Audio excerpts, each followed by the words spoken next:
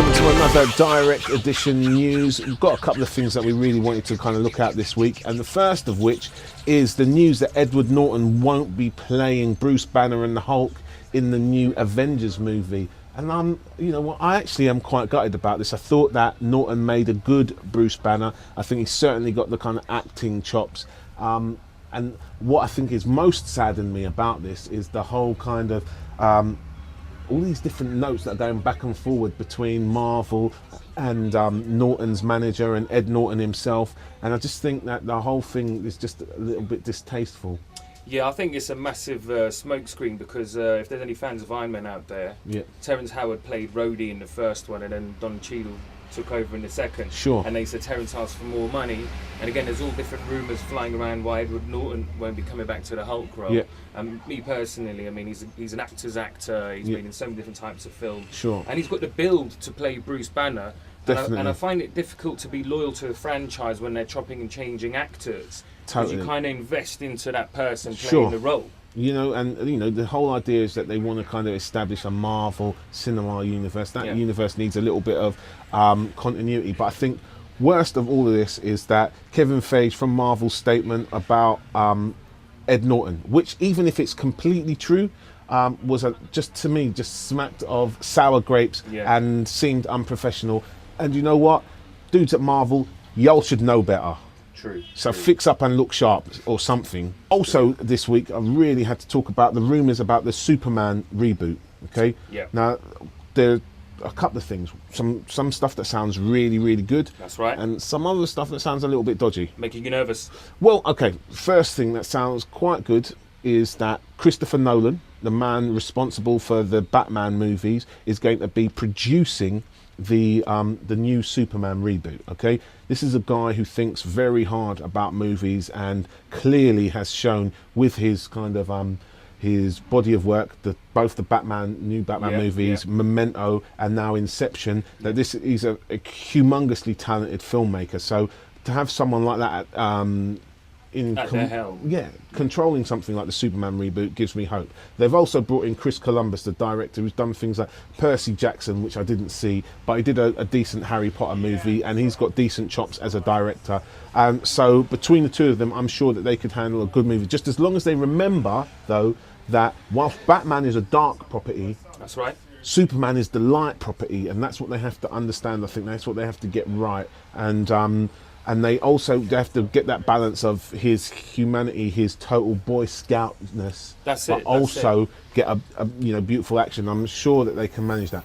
The other good thing that they have going for them is they've got David Goyer writing the script. Now, Goyer is responsible for both of the Batman movies. That's right. He wrote Blade. He's written a lot of very successful superhero franchise movies. But the bad news is that there's a possibility, and it's a rumour at the moment, that Goyer wants to direct the Superman reboot. Okay? Don't do it. His most successful directing film is probably Blade Trinity, and if you saw it, successful is not exactly the word you would use. No, it kind of killed the actual trilogy for me. Exactly. You know? I think the word you best describes Blade Trinity is doo-doo. Okay?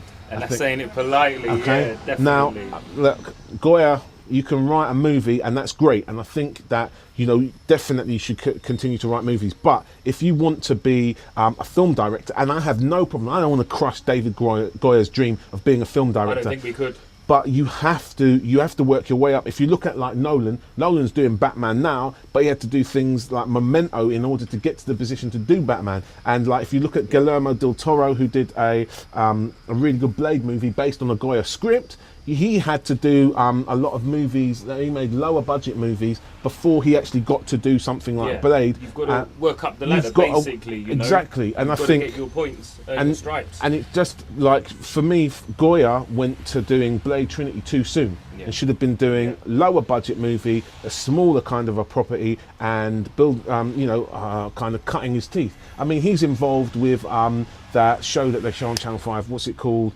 Flash Forward. Right. Oh. So Goyer's involved with Flash Forward. What might help him is to kind of, take his influence on that show and maybe direct a few episodes of that, build up his chops as a director, find his voice as a director. He's clearly found his voice as a scriptwriter. work his way up, and then maybe some point in the future get to work on the big properties, because they don't get much bigger than Superman.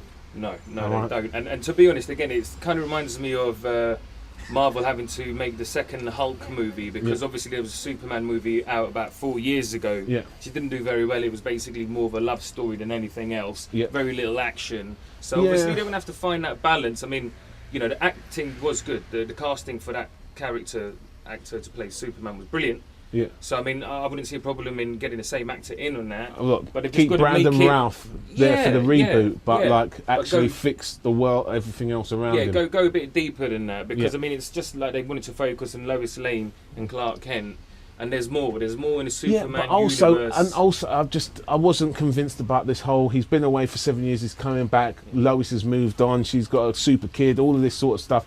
All of that didn't work, and I don't remember that happening in the comic books. I don't remember Lois and Clark having a kid, and then him maybe possibly having some superpowers. All of that, I don't remember any of that. I think that what they should try and do, so if they do a Superman reboot, is go to the books. Yeah, exactly. Go back to the origins. Go to canon and find something good in the Superman mythology that they can base a film on.